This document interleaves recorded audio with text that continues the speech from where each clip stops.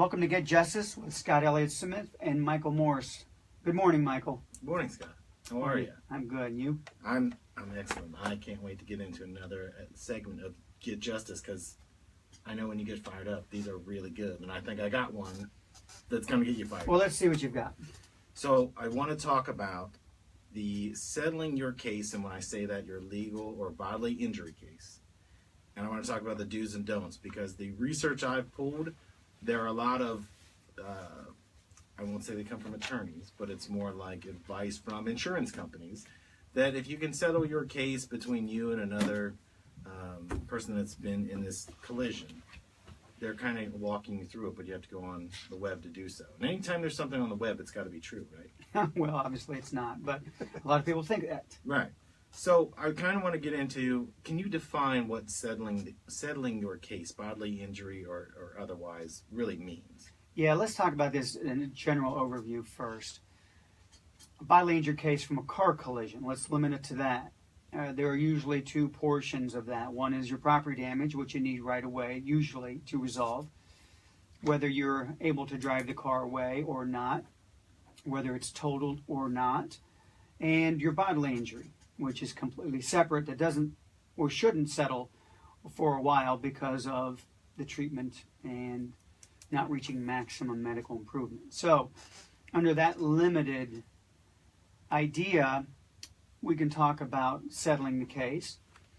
We can talk about cases that are small fender bender cases, that maybe it's only property damage.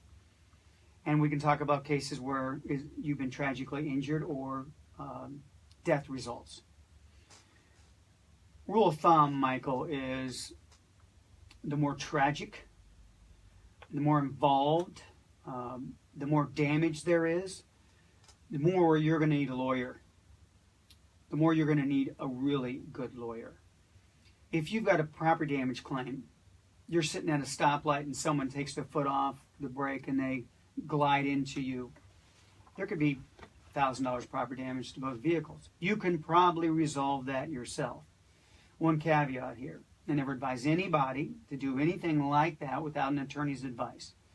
Some people can do it on their own without it. Some people talk to an attorney, and some people just can't do it or don't want to do it. So you can handle the property damage on those small cases like that, potentially yourself, if you know what you're doing, because there's a lot to know and not know about a property damage settlement.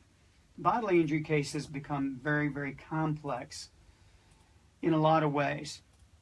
And we can go into that, Michael, today. But that's a topic that's going to take quite a few shows, to be honest with you. I know there's no way to kind of cut to the, what's the, if A plus B equals C. I know that there's a lot more to it. But I want to get back to something you just said. You said you could handle those things if you know what you're doing. If you don't know, and I would say, unless you're a lawyer, you don't know the specifics. And I wouldn't recommend, I don't think you'd recommend people would take on that type of thing to settle on their own.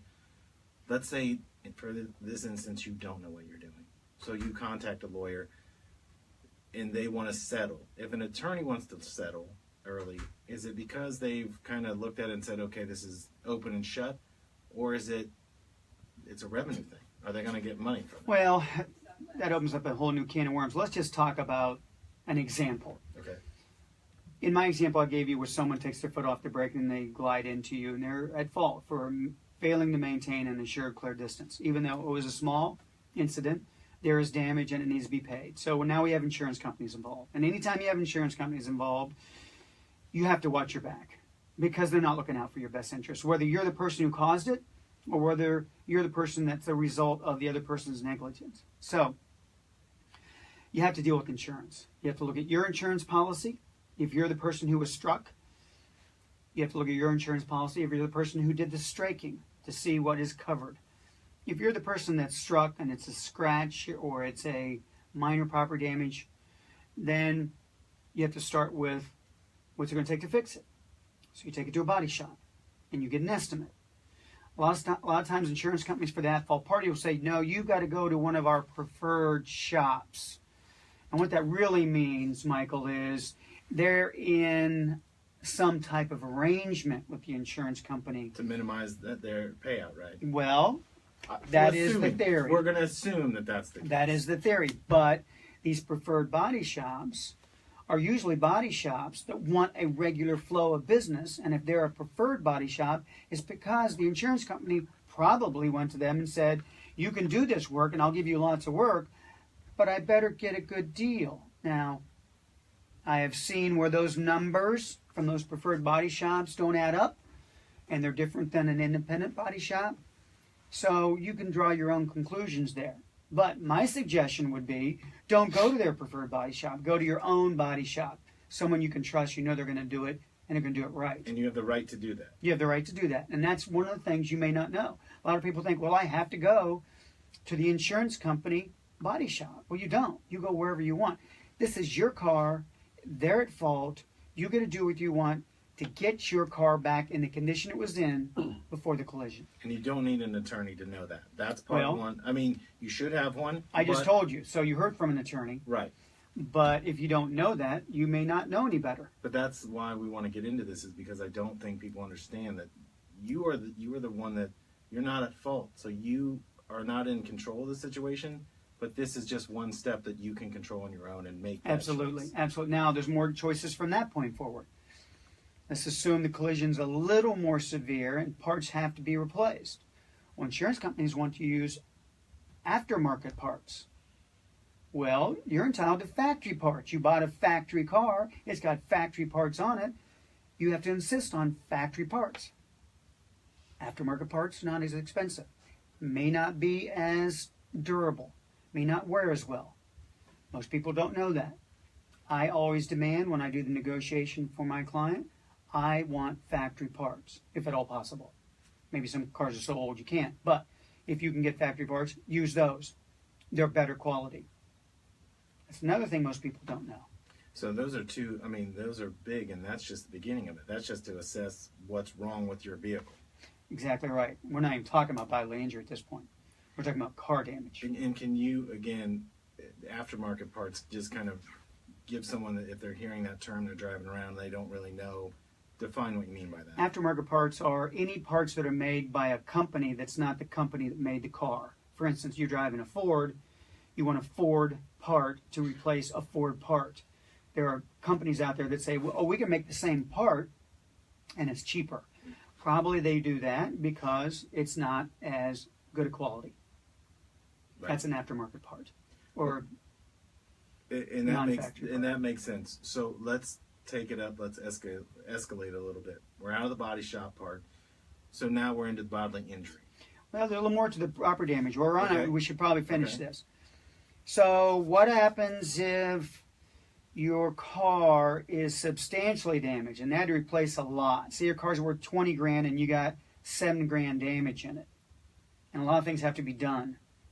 Say some metal had to be rebent to get it straight again. Well, we all know this, Michael, that they can fix it. It looks good as new. But when you go to trade it in or sell it, guess what's going to happen? Oh, they're going to knock it down because it's been in a wreck. They're going to know because they're going to do their Carfax check or whatever background check on that vehicle. Title vehicle now. Well, not necessarily salvage title. That's only if it's totaled. But if your car's fixed and they didn't total it, now you've got a car that's been wrecked and fixed. And when you go to trade it in, they look at that VIN number and they're going to know the history of that vehicle because anybody that does work on it will report that VIN number of what they did. So the dealership or the person who's going to buy it from you off the street is going to say, wait, whoa. This car was wrecked. You had $7,000 worth of damage. You want X dollars for it, I'm going to give you X minus dollars. So now what you have is called diminished value. And this is the case that I created. Well, this is the law on a case that I had that was solidified in Ohio, that after your car is wrecked, after it is fixed, after you're driving again, you have not been made whole yet. What you have is diminished value of your car. And it's just the example I just gave you.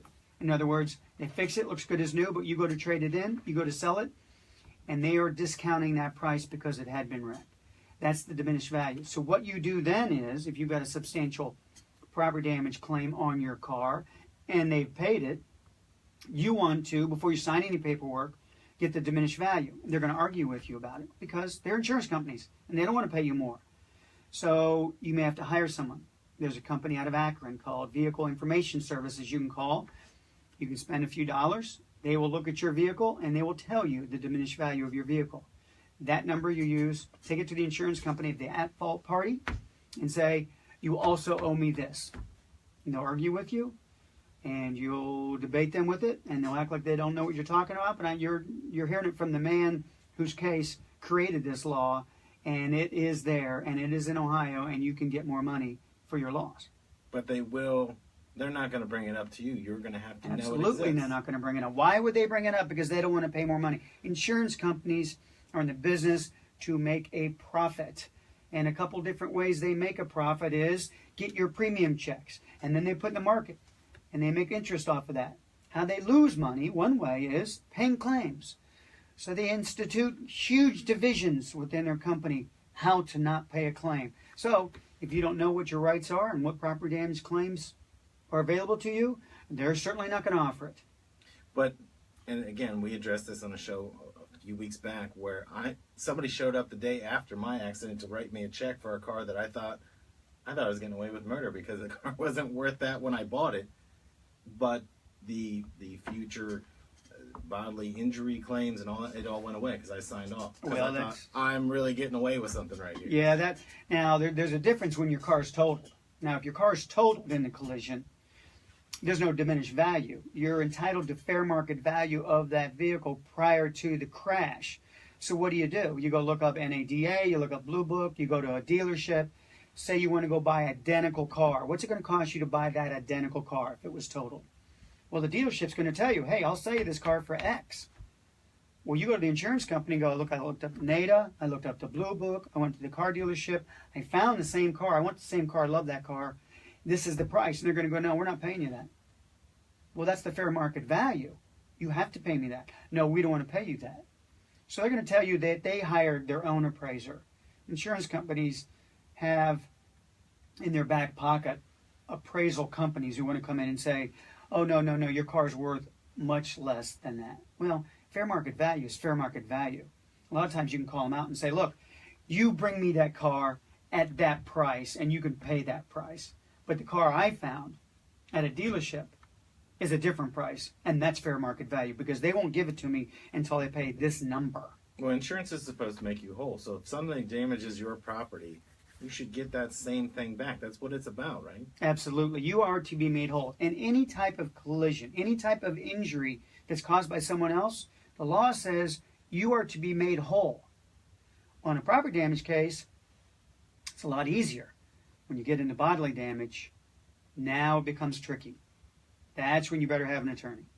Well, before we go to bodily injury, I want to finish this part. So when this is a part that you would need an attorney for, though, right? You are, but it's very difficult to hire an attorney for property damage because usually attorneys take these on a percentage, and it's not really fair to the client to take a percentage, and otherwise you can charge them by the hour.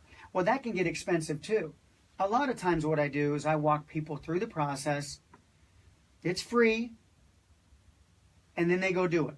Hopefully they'll call me in the future on a bigger matter. Right, but that's my point being, if you don't know the law, you've got to find, we always say you need a doctor and you need a lawyer that you can go to, and you need an accountant, right? Those are the three things you need in life. We say that all the time for this very specific thing. If I was to get into an incident, whether it was car related or not, the first call I'm going to make is you because at least you know you've heard of this or can point me in a direction. If it's property damage, I would want to know an attorney that could protect me somewhere down the road. Maybe you're not charging for it, but you need some kind of guidance. You need an expert. You do, and it puts you in a hard position as the person who needs the advice, and it puts the lawyer in a hard position because what you're looking for is free advice. And Abraham Lincoln said it best: a lawyer's time and advice is his tool and trade. You go to a doctor, you pay their bill. You go to an accountant, you pay their bill. But everyone wants to call a lawyer and go, hey, give me the answer for free. Well, for 35 years, I've been doing it. And it's difficult. But that's what people want and expect. But it's still a valued service. So I try to talk people out of hiring me on those small property damage cases. But I will give them some advice. So get them through it. what we're talking about here today. I was just going to say, the reason we do the show is we are giving some free advice, and it's worth your time. Well, I haven't given the whole story, so if you need an attorney on a particular instance, call an attorney and get the advice of the attorney on your particular facts. Not all of my advice fits every fact pattern. Okay, I promise we're going to get to bodily injury, but let's take a break here. You're listening to Get Justice with Scott Elliot Smith. How many minutes we got on that? 15. 15, I cut it right in the middle. Yeah, I wanted to get right to 15 so we can get that monitor. So, why don't you bring us back? We'll talk about, but I really want to get into bodily injury now. Unless, easy peasy, lemon squeezy. Okay, I thought you know about it. So bring it back, and I'm just going to throw it. I'm going to bring it back. Hold on. These stars and their deep attitudes. I need my water. You gotta take a drink. How's my hair look? I know. How's my hair look? I just harassing him. How's the bald spot? Is it shiny? You can't see it from here. Okay. All right, let's go. Ready? Yep. Welcome back to Get Justice with Scott Elliot Smith and Michael Morris. Michael, you were chomping at the bit. I know. I was jumping the gun several times because the bodily injury part, that when we were talking about, the topic we're talking about is settling your case, doing it on your own or retaining a lawyer, the do's and don'ts. Bodily injury. You're an expert in this. 34, 35 years of doing this. Get into why you need an attorney for a bodily injury case. These cases are difficult, and if the attorney that you choose doesn't do this almost exclusively or limit their practice to it, as we're required to say, you probably have the wrong lawyer. This stuff seems easy, and lawyers think they can do it, but if they haven't done it for a while, they don't have a proven track record, and they don't do it almost as a limited nature of their practice, they're probably not for you. So you have to decide who you're going to hire first. In the bodily injury cases that we handle at my firm, we're very selective. We handle very difficult, very high-end, if you will, very tragic instances of conduct cases. In other words, people that are injured very badly, people that die as a result of a collision, and sophisticated issues of engineering, accident reconstruction, biomechanical issues, medical issues, proximate cause issues, permanency issues, disability issues, all come into play. So that's just a few things that you can't do on your That's own. just, well, no one could do these on their own. There's a lot of attorneys that would have a tough time doing this on their own unless they limit their practice to it, because it is very sophisticated. As a lawyer, I have to learn different professions. I have to learn engineering. I have to learn medicine. I have to learn biomechanics, because I'm dealing with experts who are hired by the insurance companies and trucking companies to oppose my experts to show how much fault there was, what the person should have done, how that collision could have been prevented, the energy imparted between the two forces, and the energy that was imparted, which is called the delta V, caused the type of injury that was sustained. Because a lot of times they fight you on everything. It wasn't our fault. If it was our fault, your guy was at fault. If your guy was at fault and we were at fault, he already had pre-existing injuries. If he had pre-existing injuries, we didn't cause the injuries. If he had injuries at all that we caused, they resolved. It's kind of the mantra for insurance companies. That's kind of, I gave it to you in a thumbnail sketch, but they always are looking for, it's not our fault, it's not our fault, it's not our fault. So it's like a layer cake, and you have to keep digging Oh my down gosh. to the base. And the more you dig, the more you find.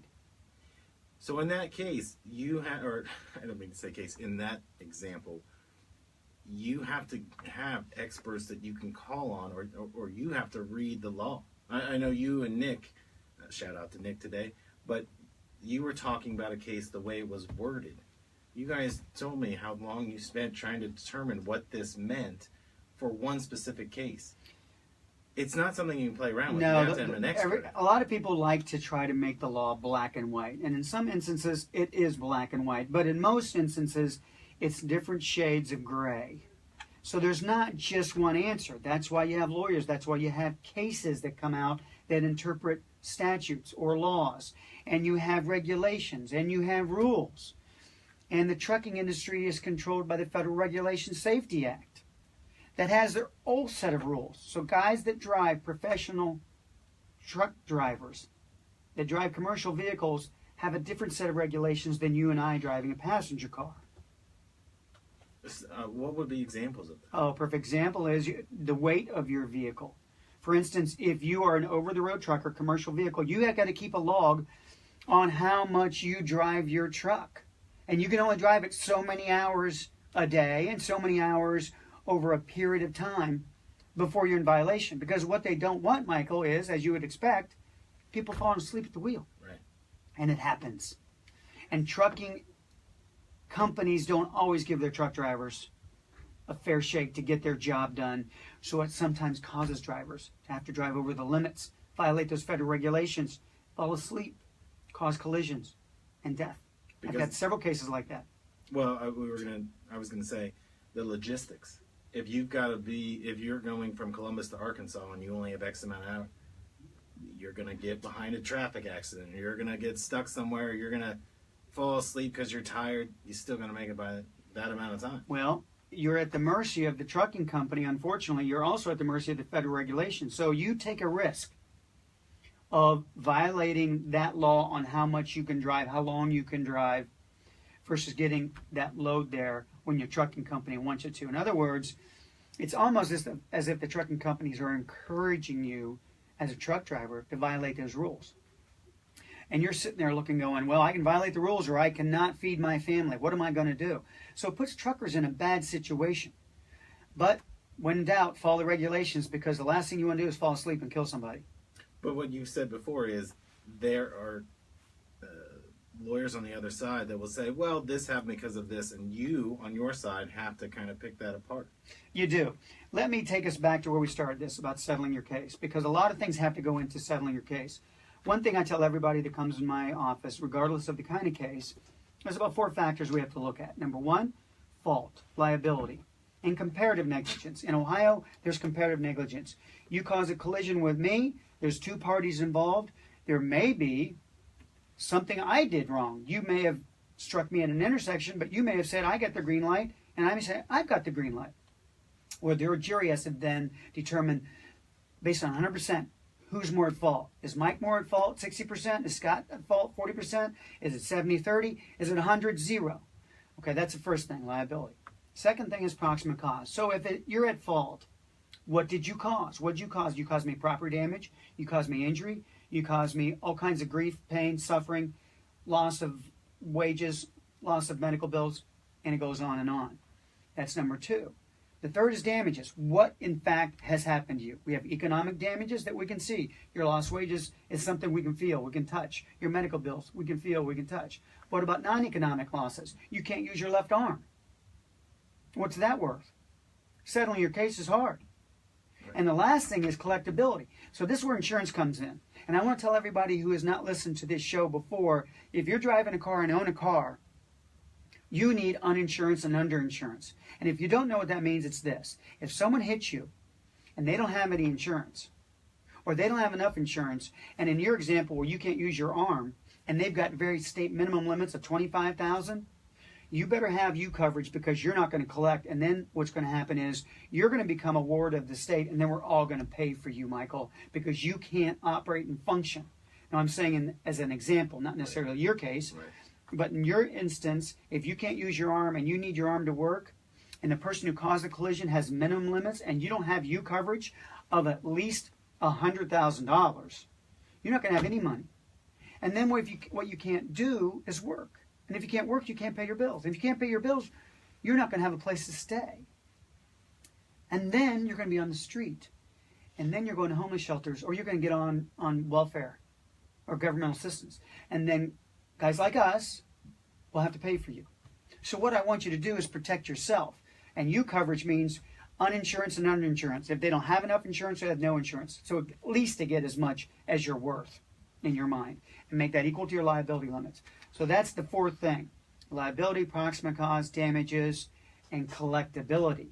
So you may have the worst case in the world. You may come to me and you may not have enough insurance. Trucking companies are different.